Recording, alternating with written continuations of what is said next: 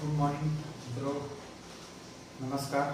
આજના વિડિયોમાં આપણે ધોરણ 10 વિષય સામાજિક વિજ્ઞાન પ્રકરણ નંબર 4 ભારતનો સાહિત્યિક વારસો એના વિશે આપણે વાત કરીશું।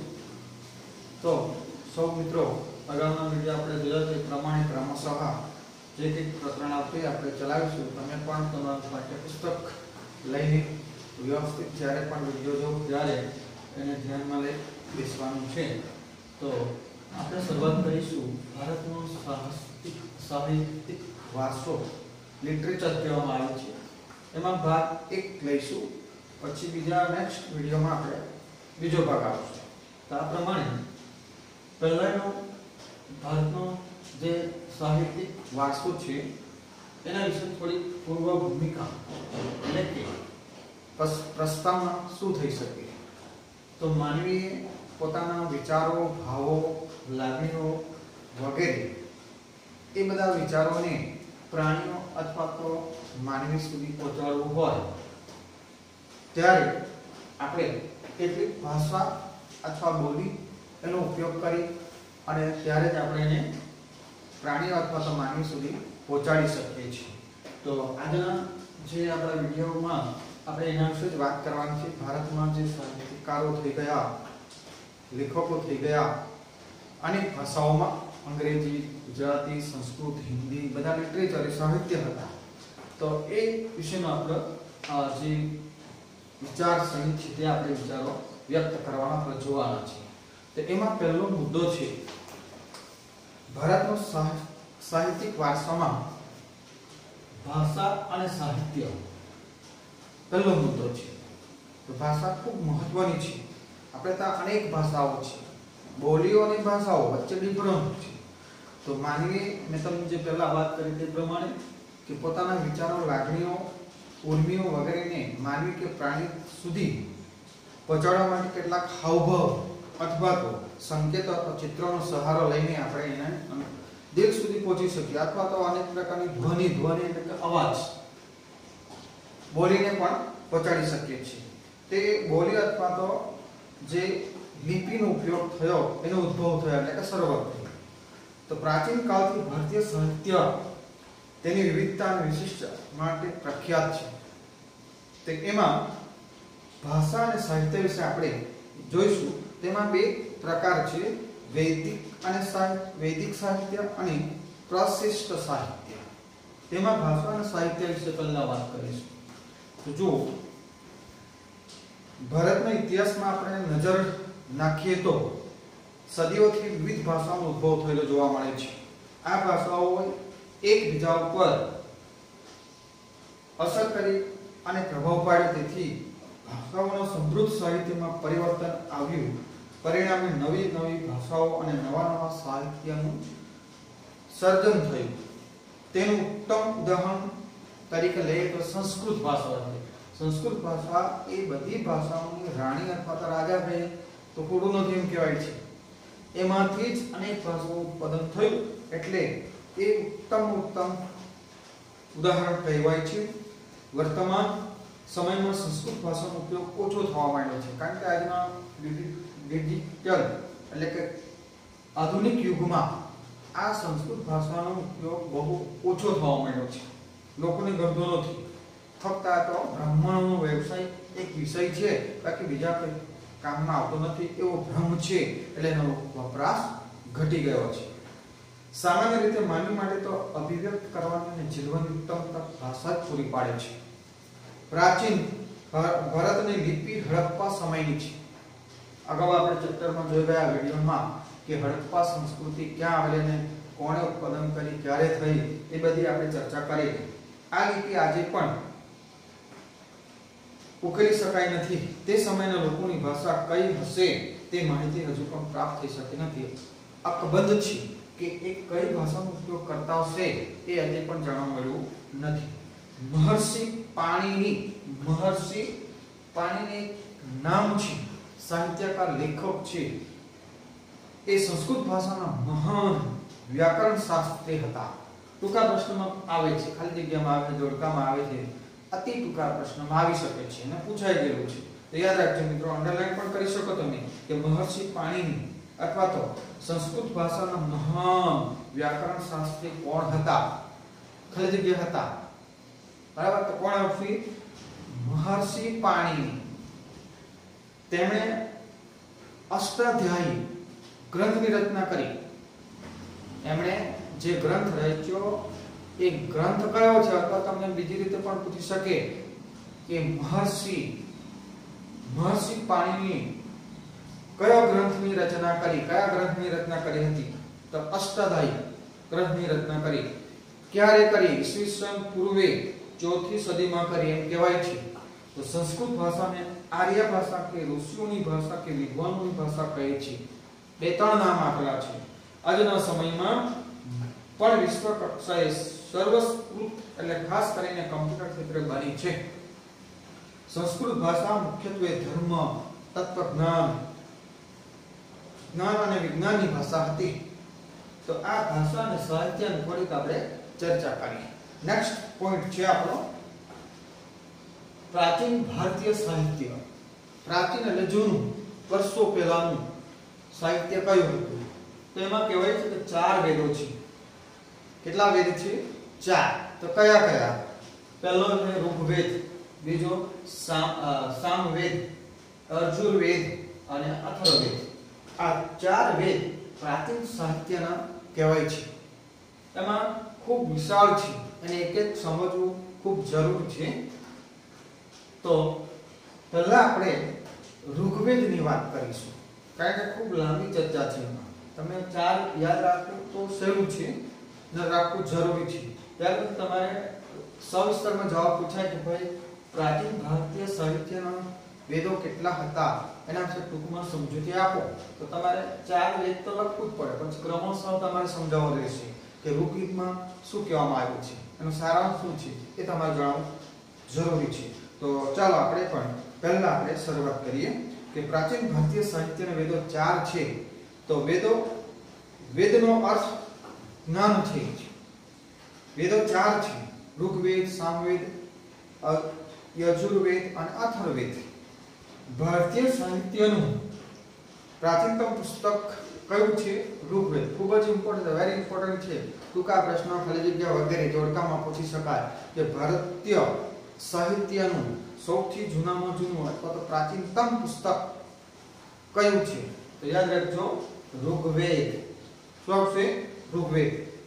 એમાં કુલ 1028 ઋચાઓનો સંગ્રહ છે. ઋચાઓ શ્લોકો. ઋગ્વેદ 10 ભાગમાં વહેંચાયેલો અદ્ભુત ગ્રંથ છે. બરાબર, તો યાદ રાખો, ખૂબ મહત્વની ચર્ચાઓ છે થાય છે.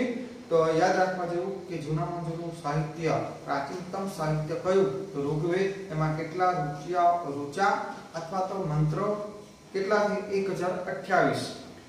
ઋગ્વેદ 10 ભાગમાં વહેંચાયેલું છે. આ ઋચાઓમાંથી મોટાભાગની દેવોને લગતી સ્તુતિઓ, પ્રાર્થના કરવાનું, સ્તુતિ એટલે પ્રાર્થના કરવી, દેવો માટે નથી. આ સ્તુતિઓ યજ્ઞ પ્રસંગે કરવામાં આવતી. તમે એવું પણ પૂછવામાં કે આ સ્તુતિઓ ક્યારે એનો ઉપયોગ કરવામાં આવતો હતો, ક્યારે બોલાતા હતા? તો ક્યારે બોલાશે? યજ્ઞ પ્રસંગે.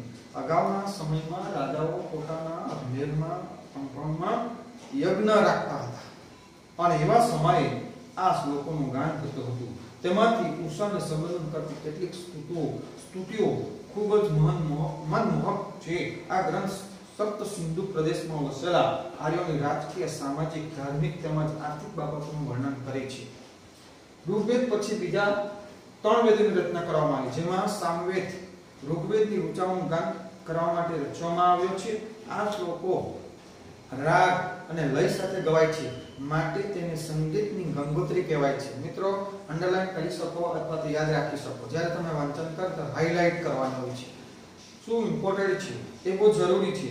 બધું ગમે જેમ વાંચવાથી આપણને યાદ રહેતું નથી, પણ મહત્વનું જો હોય એની અંદર અંડરલાઈન કરવા અથવા હાઇલાઇટ કરવા, કે જ્યારે તમે વાંચો ત્યારે તરત જ તમારે આ સામે આવી જાય, ધ્યાનમાં આવી જાય.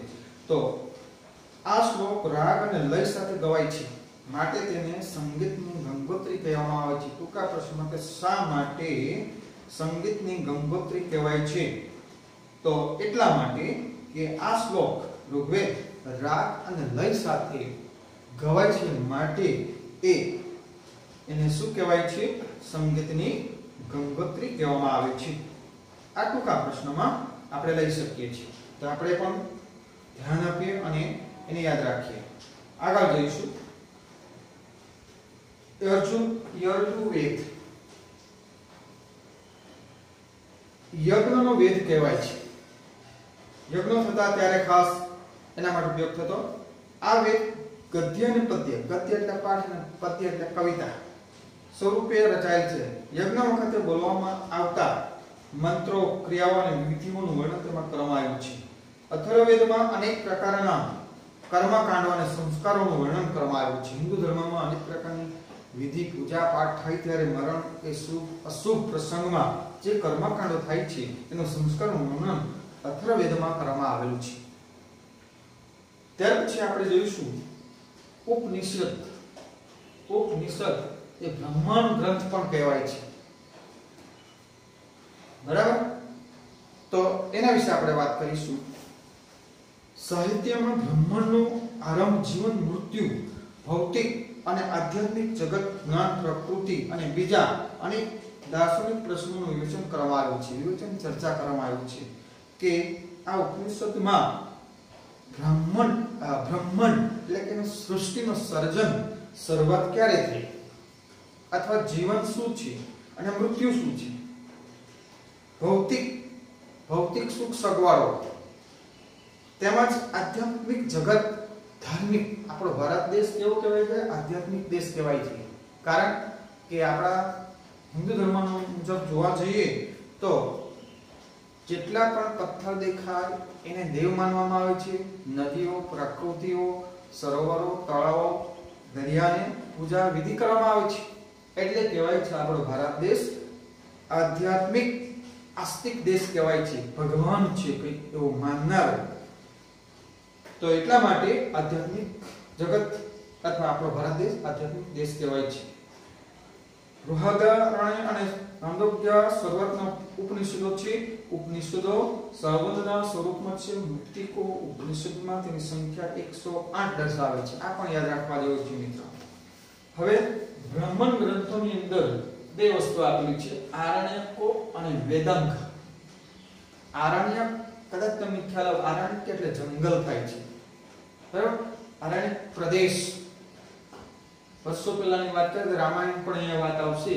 ત્યારે રામ એનો પરિવાર સાથે આરણ્યકમાં વનવાસ કર્યો હતો. 14 વર્ષ એને વનવાસ કરેલો એ આરણ્યક પ્રદેશ. તે વેદાંત ગ્રંથોની વાત કરવાની છે. વેદોના મંત્રોનો અર્થ સમજવા માટે તેના ઉપર પદ સ્વરૂપમાં રચાયેલી ટીકાઓનો બ્રહ્માંડ ગ્રંથોમાં સમાવેશ થાય છે. એમાં જુદા જુદા યજ્ઞો અને તેને લગતી વિધિઓનું માટેનું માર્ગદર્શન આપવામાં આવ્યું છે. તો પહેલા જોઈશું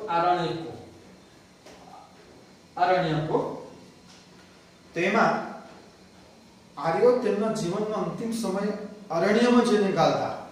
અરણ્ય એટલે તમને કેટલાકને ખ્યાલ નહીં આવતો હતો, જંગલમાં જઈને જીવન સમાપ્ત કરતા હતા, તો પૂર્ણ કરતા હતા. ત્યાર પછી વન અથવા અરણ્યમાં આશ્રમ બાંધી સતત ચિંતન કરી રચાયેલા તત્વજ્ઞાનથી ભરપૂર એવા સાહિત્યને આરણ્યકો કહે છે. તો આરણ્યકો કોને કહેવાય? કે જે લોકો અથવા ખાસ કરીને આર્ય લોકો પોતાનો અંતિમ તબક્કો, જીવનનો અંતિમ તબક્કો ક્યાં પસાર કરતા હતા? જંગલમાં.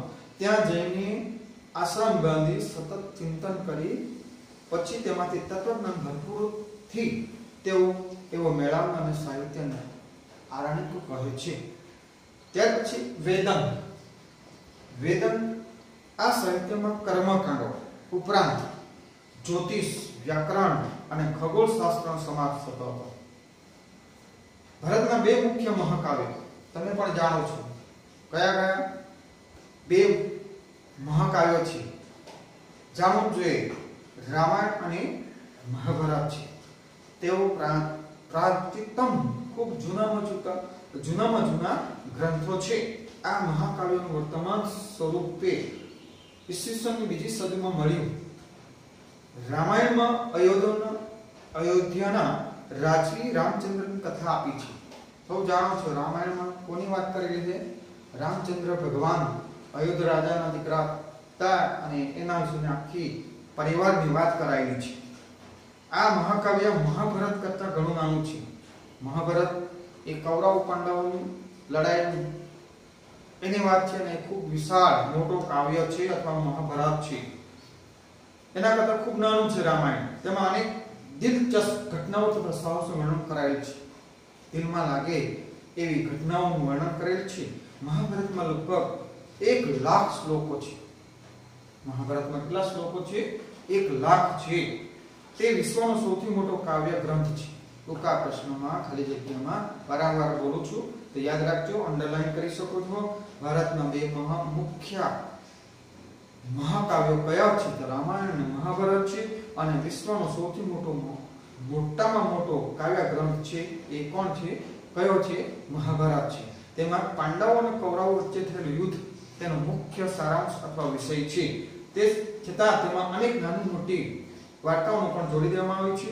મહાભારતમાં શ્રીમદ ભગવદ્ ગીતામાં ગહન દાર્શનિક સિદ્ધાંતનું વિવેચન કરવામાં આવ્યું છે. તેમાં મોક્ષ પ્રાપ્તિના 3 માર્ગો છે. માર્ગો જ્ઞાન, કર્મ અને ભક્તિ માર્ગનું વિવેચન કરવામાં આવ્યું છે. એવું કહેવાય છે કે આપણા ભારતીય હિન્દુ ધર્મ પ્રમાણે જે મોક્ષ એટલે કે આપણા મૃત્યુ થયા બાદ 84 લાખ અવતાર ધારણ કર્યા પછી મોક્ષ પ્રાપ્ત થાય છે. તો એમાં સીધું મેળવવું હોય તો 3 વસ્તુ આપણે પ્રાપ્ત કરવી પડે. તેમાં જ્ઞાન હોવું જોઈએ, કર્મ એવા કરવો જોઈએ અને ભક્તિ કરવી જોઈએ, જેથી તમને મોક્ષ પ્રાપ્ત થાય છે એવું કહેવાય છે.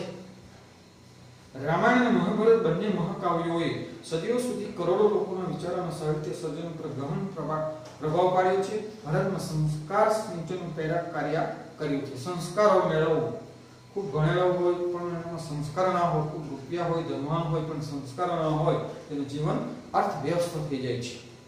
તે એ સંસ્કારનું સિંચન ક્યાંથી મળે છે આપણને? આ બે મહાન કાવ્યો છે એમાંથી પ્રાપ્ત થાય છે. તમે જાણો છો કે રામાયણમાં આપણે ઉદાહરણ તરીકે આપણને આજે પણ ઉપયોગી થાય છે કે પતિ પત્ની જેવું જીવન અથવા પતિ જેવો શ્રેષ્ઠ સારામાં સારો પતિ હોય તો રામ. એવું તમે આખા વિશ્વમાં દેવો લઈને જશો તો પણ રામ જેવો પતિ ના મળશે. નેક્સ્ટ કે માતા અથવા પત્ની સીતા જેવી ના મળી શકે. ભાઈ લક્ષ્મણ આજે પણ મળવો મુશ્કેલ પણ મહા મુશ્કેલ છે. તો આવા બધા નમૂના રૂપ આપણા રામાયણ પાત્રમાંથી મળે છે. બરાબર? તે તમને ઉપયોગી, આપણા બધાને ઉપયોગી છે. તો એ સિંચન એ સંસ્કારો કહેવાય છે. આ યુગમાં સંસ્કૃત ભાષામાં પુષ્કળ સાહિત્ય રચાય, જેમાં ધાર્મિક અને અલૌકિક એવી બંને પ્રકારની રચનાઓનો સમાવેશ થાય છે. પુરાણોએ આરંભિક વૈદિક ધર્મને સમજાવવામાં મુખ્ય ભૂમિકા ભજવી. આ સમયગાળા દરમિયાન અનેક શાસ્ત્ર અને સ્મૃતિ ગ્રંથો લખાયા. આ શાસ્ત્ર વિજ્ઞાન અને તત્વજ્ઞાનના ગ્રંથો છે. દાખલા તરીકે કૌટિલ્યનું અર્થશાસ્ત્ર. પણ મિત્રોમાં ધ્યાન આપજો કે A અને B એવા જોડકા પૂછવામાં આવે છે. A B 1 2 3 ત્રણ માર્કનું પૂછાશે. તેમાં 3 ક્રમશઃ નામ આપેલા છે, લેખકનું નામ હશે અને બાજુએ B વિભાગમાં તમને A B C આપેલો હશે. એમાં ઓલ્ટરનેટ કરેલો હશે અને તમારે જોડવાનું છે. પણ તમને યાદ હશે તો જોડી શકશો અને 3 માર્ક લઈ શકો. એટલા માટે કહું છું કે કૌટિલ્યનું કયું છે? અર્થશાસ્ત્ર. વહીવટી વિજ્ઞાનની કૃતિ છે. વિવિધ કક્ષાના ગણિત અને અન્ય વિજ્ઞાન સંબંધિત શાસ્ત્ર ગ્રંથો પણ લખાયા. સ્મૃતિ ગ્રંથોમાં ધર્મો દ્વારા અનુમોદિત કર્તવ્યો, રિવાજો અને નિયમો આપવામાં આવ્યા છે. પ્રારંભિક બૌદ્ધ સાહિત્ય પાલી ભાષામાં લખાયું. યાદ રાખજો, પ્રારંભિક શરૂઆતમાં બૌદ્ધ સાહિત્ય હતું એ પાલી ભાષામાં લખાયું હતું. પાલી ભાષા છે, પાલી એ નામ છે ભાષાનું. આ સાહિત્ય 3 ભાગોમાં વહેંચાયેલું હતું અને ત્રિપિટક તરીકે ઓળખવામાં આવે. ત્રિપિટક એ પણ બહુ જરૂર છે, મહત્વનું છે. તેને આપણે સમજૂતી આપી છે. ત્રિપિટક કેમ કહેવાય છે? કે જેમાં એટલે કે સૂત્ર પિટક 3 નામ આપેલા છે. પિટક, વિનય અને સુત એવા અને પિટક, વિનય પિટક અને અભિધમ પિટકનો સમાવેશ થાય છે. આ 3 નામ છે. આ ઉપરાંત બૌદ્ધ સાહિત્યમાં અન્ય ગ્રંથો પણ લખાયા કહેવાય છે. ગુપ્ત યુગને સંસ્કૃત કાવ્ય અને નાટકના વિકાસનો સુવર્ણ યુગ કહેવાયો. આ સમયના મહાન લેખકોમાં પહેલો લઈશું તો કાલિદાસ, ભવભૂતિ, ભારવી, ભર્તૃહરિ, બાણભટ્ટ, મધ્ય ઇત્યાદિનો સમાવેશ થાય છે. મિત્રો, કાલિદાસ કેવો વ્યક્તિ હતો, શું હતો એ તમે જાણતા હશો. તો એ વિશ્વની અંદર લેખકોમાં આગળ તરી આવેલા છે. એનું નામ આગળ છે. આ તમામ ભારતભરમાં વિખ્યાત છે. જેમાં કાલિદાસ તો વિશ્વ પ્રસિદ્ધ કવિ છે. બાકીના આપણા દેશમાં ફેમસ બનેલા છે, પણ કાલિદાસ એવો છે કે આખા વર્લ્ડની અંદર ફેમસ બનેલો લેખક બનેલો છે. પોતાની ઉત્તમ કાવ્ય કલા અને ઉત્કૃષ્ટ નાટ્ય શૈલી એના જે ગ્રંથો છે એમાં પહેલો છે કુમાર સંભવ, રઘુવંશ, મેઘદૂત, ઋતુસંહાર, અભિજ્ઞાન સંકલ્પ વગેરે કાલિદાસના ગ્રંથો છે. મિત્રો, તમે આગળ ભણશો ત્યારે સંસ્કૃત સાહિત્ય તમે ભણશો ત્યારે આ કાલિદાસના બધા જ નાટકો અથવા જેટલા પણ છે એટલા તમે બહુ સરસ રીતે અભ્યાસ કરી શકશો, તમને ગમશે. એ જ રીતે તમે અંગ્રેજી સાહિત્ય ભણશો, લિટરેચર, તો તમારે શેક્સપિયરને જાણવું પડશે. શેક્સપિયરે હજારો નાટકો લખ્યા છે. એ ખૂબ રસદાયક છે, ઇન્ટરેસ્ટિંગ છે. મોટા ભાગની લવ સ્ટોરી છે, પ્રેમ કથાઓ એમણે લખેલી છે, પ્રણય કથા કહેવામાં આવે છે. તે આજે ખૂબ મહત્વનું. તમે એક વખત બેસો તો એને છોડવાનું મન થાય એવી રસદાયક આ સાહિત્યમાં ઉલ્લેખ કરેલો છે. તો દરેક સાહિત્ય એટલે આપણા ચાર સાહિત્ય છે: ગુજરાતી સાહિત્ય, અંગ્રેજી સાહિત્ય, સંસ્કૃત સાહિત્ય અને હિન્દી સાહિત્ય. આ ચાર ભાષા કહેવાય છે. તો એવા બધા આપણા ભારત દેશમાં અથવા અન્ય દેશમાં પણ ઉત્પન્ન થયેલા એમાં કાલિદાસનું વિશ્વ વર્લ્ડ તરીકે ફેમસ બનેલા છે. ત્યાર પછી આગળ જઈએ તો અન્ય પ્રસિદ્ધ ગ્રંથોમાં આગળની વાત કરીએ તો કાલિદાસના બધા ગ્રંથો આપણે વાત કરીએ. હવે બાણભટ્ટ લિખિત, તમને અગાઉ મેં વાત કરી કે અને બી જોડકા આવશે. આમાંથી ઘણી વખત પૂછાયેલા છે આ લેખક કોણ છે, લેખકની ગ્રંથ કયો છે અથવા શું એમણે લખેલું છે એ એમાં આપેલું છે. તો જુઓ, બાણભટ્ટ લિખિત હર્ષ રચિત સમ્રાટ હર્ષવર્ધનનું જીવન ચરિત્ર છે. બાણે કાદંબરીની પણ રચના કરી, બાણની કાદંબરી. ત્યાર પછી આ સમયના અન્ય પ્રસિદ્ધ ગ્રંથોમાં ભવભૂતિનું ઉત્તરામચરિત છે. ભવભૂતિ હોય તો તમારે ઉત્તરામચરિત યાદ રાખવું પડશે. ભારવીનું કિરાતાર્જુનિયમ છે. ત્યાર પછી વિશાખાદત્તનું મુદ્રા રાક્ષસ, શુદ્રકનું મૂર્છકટિકમ અને દંડીનું 10 કુમાર ચરિતનો સમાવેશ થાય છે. કોણ એનો લેખક, કોનો ગ્રંથ છે એમાં આપેલું છે. આ ગ્રંથનો મુખ્ય વિષય રાજકીય ઘટનાઓ, પ્રણય પ્રસંગો, રૂપકો, હાસ્ય પ્રસંગ અને તત્વજ્ઞાન છે. તમને પહેલા મેં વાત કરી કે પ્રણય કથા, હાસ્ય ઘટનાઓ વગેરે વેદનાઓ બધી અમારા રજૂઆત કરેલી છે. જૂની ગુજરાતી ભાષામાં પદ્ય સાહિત્ય રચાતું હતું. સમય જતાં ગુજરાતી ભાષામાં ખેડાણ થતા અનેક કૃતિઓ રચાય છે. જેમાં નરસિંહ મહેતા, મીરાબાઈ, દયારામ, અપ્પો, પ્રેમાનંદ, પ્રીતમ, ગંગા સતી જેવા સાહિત્યકારોએ પદો, ગીતો, ગરબી, આખ્યાન, કાવ્યો વગેરે રચીને ગુજરાતી સાહિત્યના વારસાને સમૃદ્ધ બનાવ્યો. આ બધું સાહિત્ય તમે ગુજરાતી સાહિત્યમાં અત્યારે પણ 10મા 9મામાં અમુક ભાગ અંશ આપેલો હશે, તમે જાણતા હશો. એ પછી નવલરામ, મહિપતરામ, રૂપરામ, નીલકંઠ, ગોવર્ધનરામ ત્રિપાઠી, કિશોરલાલ મસરૂવાલા, પન્નાલાલ પટેલ, ઉમાશંકર જોશી જેવા સાક્ષર વર્યોએ ગુજરાતી સાહિત્યને ખૂબ સમૃદ્ધ બનાવ્યું હતું.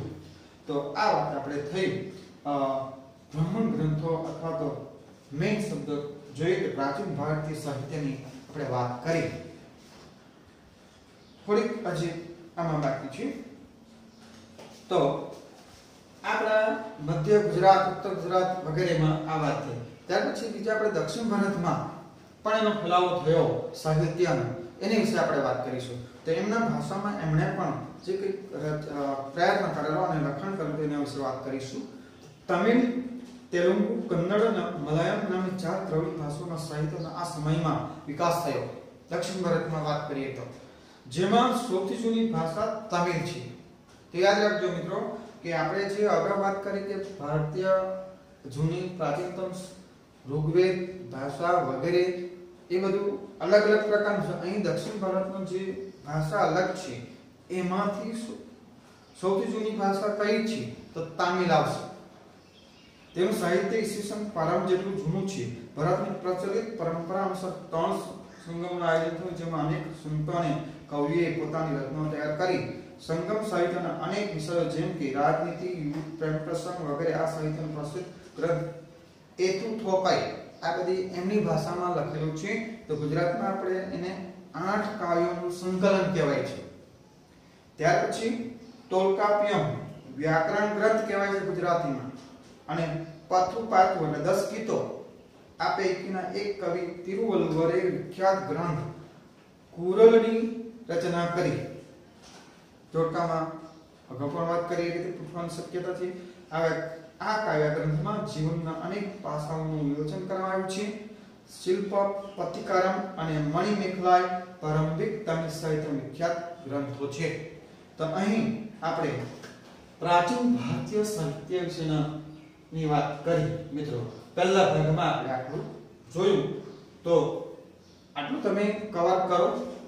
એમાં જે કંઈક આવતું હોય એની તૈયારી કરતા રહો. પરીક્ષા ગમે જ્યારે થાય પણ આપણે રેડી રહેવાનું છે. તો પહેલા ભાગમાં આજે આપણે પહેલા જે ચર્ચા કરી એનો ફરીથી આપણે વાત કરીને ત્યારબાદ પહેલો ભાગ અહીં આપણે પૂર્ણ કરીશું.